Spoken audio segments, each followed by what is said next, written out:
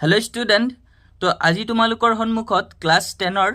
ম্যাথছৰ বাকি থকা দুটা চেপ্টাৰৰ ইম্পৰ্টেন্ট ম্যাথছ বিলাক তোমালোকক দিবলৈ ওলাইছো আগৰ ভিডিও বিলাক যদি তোমালোকে চোৱা নাই তেতিয়া তোমালোকে সেই ভিডিও বিলাক চাই লবা আগতে আমি যিমানখিনি চেপ্টাৰ আছে সব চেপ্টাৰৰে ইম্পৰ্টেন্ট ম্যাথছ বিলাক তোমালোকক দি দিছো আৰু তোমালোকৰ বাকি দুটা চেপ্টাৰ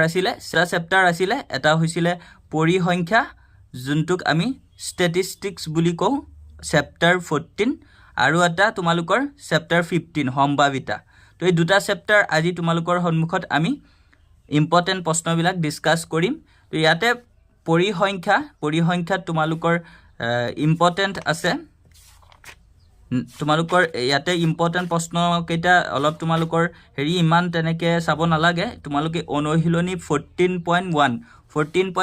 যোনটো কোৱেশ্চন নম্বৰ 3 আছে এই কোৱেশ্চন নম্বৰ 3 টো কিন্তু ইয়াৰ পৰা বহুত ইম্পৰ্টেন্ট হয় বাকি বিলাক তোমালোকে থুলমুলকে চাবা আৰু এটো চেপ্টাৰ ইমান তেনেকে টান নহয় পৰিসংখ্যাটো তোমালোকৰ বহুত সহজ হয় এটা যদি ভালকে বুজি লোৱা তেতিয়া কিন্তু তোমালোকে সব পাৰি যাবা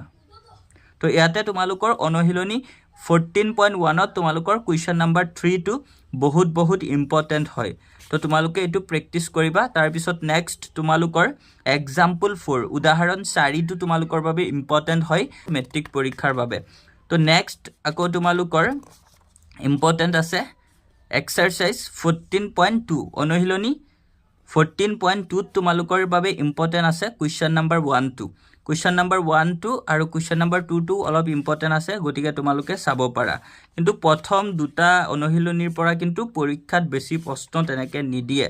এই পৰিসংখ্যাৰ লাষ্টৰ ফালৰ পৰা প্ৰশ্নবিলাক বেছিকে আহে পৰীক্ষাত তোমালোকৰ আকৌ হেৰি এটা উদাহৰণ আছে উদাহৰণ 8 এক্সাম্পল 8 টো তোমালোকৰ বাবে কিন্তু বহুত ইম্পৰ্টেন্ট হয় আগৰ প্ৰিভিয়াছৰ এক্সামবোৰত এই প্ৰশ্নটো দি থাকে গতিকে তোমালোকে এক্সাম্পল 8 টো অলপ ভালকে প্ৰেক্টিস কৰিবা কিন্তু এতিয়া তোমালোকৰ পৰিসংখ্যাত বেছিকে ম্যাথছ বিলাক আহে তোমালোকৰ অনুশীলনী 14.3 ৰ পৰা আৰম্ভ হয় বেছিকে পৰীক্ষাত অহা প্ৰশ্নবিলাক তো ইয়াতে তোমালোকৰ কোৱেশ্চন নম্বৰ 1 2 আৰু কোৱেশ্চন নম্বৰ 2 এই দুটা প্ৰশ্ন কিন্তু তোমালোকৰ বাবে একদম বহুত ইম্পৰ্টেন্ট হয় এই দুটা যে কিমান বাৰ আগৰ প্ৰিভিয়াস ইয়াৰ প্ৰত্যেক ইয়াৰতে প্ৰশ্ন দুটা মানে দেখিবলৈ পাবাই তোমালোকে প্ৰশ্নত গতিকে এই দুটা তোমালোকে অলপ ভালকে প্ৰেক্টিস কৰিবা অনুশীলনী 14.3 ओके तार पिছত नेक्स्ट तुमालुकर আছে क्वेश्चन नंबर 7 টো तुमालुकर বাবে ইম্পৰ্টেন্ট আছে আকৌ तुमालुकर বাবে नेक्स्ट ইম্পৰ্টেন্ট আছে অনুশীলনী 14.4 ত অনুশীলনী 14.4 ৰ পৰা কিন্তু তেনেকে ম্যাথছ নাহে তথাপিও तुमालुके क्वेश्चन नंबर 1 টো অলপ ভালকে চাই লবা क्वेश्चन नंबर 1 টো কিন্তু অলপ ইম্পৰ্টেন্ট আছে তো ছাত্ৰ ছাত্ৰীসকল পৰিসংখ্যাৰ পৰা যিখিনি দেখাই দিছো হেখিনি তোমালোকে যদি অলপ ভালকে চোৱা তাৰ পৰা কিন্তু তোমালোকৰ কমন আহি যাব পাৰে তো এতিয়া তোমালোকৰ চেপ্টাৰ 15 সম্ভাৱিতা প্ৰবাবিলিটি তো ইয়াৰ পৰা কিন্তু বেছিভাগ তোমালোকে এমসিকিউ পাবা গটিকে এই চেপ্টাৰটো মানে এটা লুডু গুটিৰ ওপৰত ভিত্তি কৰি মেইন কনসেপ্টটো গটিকে তোমালোকে অলপ ভালকে যদি এই প্ৰশ্নটো এই চেপ্টাৰটো অলপ চোৱা তেতিয়া কিন্তু তোমালোকৰ বহুতো এমসিকিউ এই চেপ্টাৰটোৰ পৰা তোমালোকক দিব তো ইয়াতে তোমালোকৰ প্ৰথম ইম্পৰ্টেন্ট হৈছে এক্সাম্পল 1 উদাহৰণ 1 টো তোমালোকৰ বাবে বহুত ইম্পৰ্টেন্ট এটা মুদ্ৰা এবাৰ টস কৰিলে এটা মুণ্ড পোৱাৰ সম্ভাৱিতা নিৰ্ণয় কৰা এটা পুচ্ছ পোৱাৰ সম্ভাৱিতা উলিওৱা তো এইবিলাক কিন্তু তোমালোকক বেসিক্যালি এমসিকিউ টাইপৰ কোৱেশ্চনত দি দিব গতিকে তোমালোকে এই চেপ্টাৰটো অলপ ভালকে প্ৰেক্টিস কৰিবা এমসিকিউ খিনি যদি তোমালোকে শুদ্ধকে কৰিব বিচৰা তাৰ পিছত নেক্সট তোমালোকৰ উদাহৰণ 3 এক্সাম্পল 3 টো তোমালোকৰ বাবে ইম্পৰ্টেন্ট আছে আকৌ তাৰ পিছত তোমালোকৰ আছে সম্ভাৱিতাৰ উদাহৰণ 4 এক্সাম্পল 4 টো তোমালোকৰ বাবে বহুত ইম্পৰ্টেন্ট হয় গতিকে এটো তোমালোকে ভালকে অলপ প্ৰেক্টিস কৰিবা তাৰ পিছত নেক্সট তোমালোকৰ এক্সাম্পল 8 টো তোমালোকৰ বাবে ইম্পৰ্টেন্ট হয় এবিলাক তোমালোকৰ বেছিভাগ হেৰি দিব এমসিকিউ টাইপতে দি দিব গতিকে ভালকে অলপ প্ৰেক্টিস কৰিবা তেতিয়া তোমালোকে পাই যাবা অতি সহজে তাৰ পিছত নেক্সট তোমালোকৰ আকৌ উদাহৰণ 12 টো ইম্পৰ্টেন্ট আছে এতিয়া তোমালোকৰ ইয়াতে অনুশীলনী 15.1 ত তোমালোকে কোৱেশ্চন নম্বৰ 4 টো চাবা এটো এমসিকিউ দি দিব পাৰে আকৌ কোৱেশ্চন নম্বৰ 5 এই কোৱেশ্চন নম্বৰ 5 টো কিন্তু বহুতবাৰ আহিছে গতিকে এটো ভালকে অলপ চাবা যদি পি ব্ৰেকেটত আছে e = 0.05 তেন্তে ই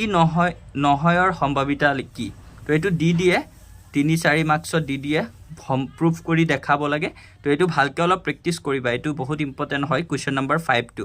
আকৌ ইয়াত তোমালোকৰ ইম্পৰ্টেণ্ট আছে কুৱেশ্যন নম্বৰ 8 কুৱেশ্যন নম্বৰ 13 এইকেইটা তোমালোকে অলপ ভালকৈ প্ৰেক্টিছ কৰিবা কুৱেশ্যন নম্বৰ 10 টো ইম্পৰ্টেণ্ট আছে 10 টো তোমালোকে চাব পাৰা কুৱেশ্যন নম্বৰ 10 ৰ 1 যোনটো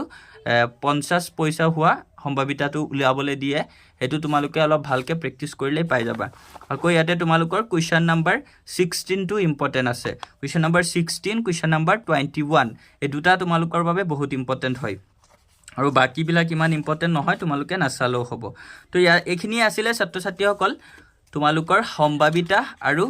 পৰিসংখ্যাৰ পৰা তো আমি তোমালোকক প্ৰতিটো চেপ্টাৰৰে ধুনিয়াকে কমন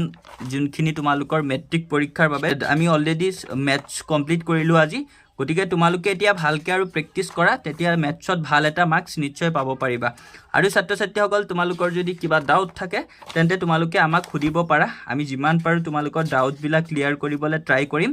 আৰু ছাত্ৰ ছাত্ৰীসকল নেক্সট তোমালোকৰ কোনটো সাবজেক্টৰ ওপৰত ভিডিঅ' দিব লাগে তোমালোকে আমাক কমেন্টছত জনাবা আৰু ভিডিঅ'টো তোমাৰ বন্ধু বান্ধৱৰ সৈতে শ্বেয়াৰ কৰি দিবা যাতে তেওঁলোকও উপকৃত হ'ব পাৰে আৰু তোমালোকে ভালকৈ মেথছ সদায় 2 ঘণ্টাকে দিনত প্ৰেক্টিছ কৰিবলৈ ট্ৰাই কৰিবা তেতিয়াহে তোমালোকে মেথছত ভাল এটা মাৰ্কছ আনিব পাৰিবা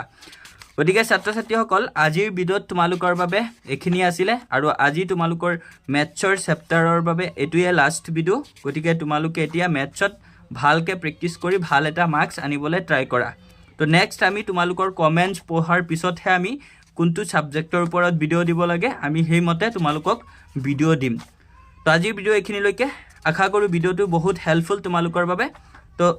থ্যাংক ইউ ফৰ ৱাচিং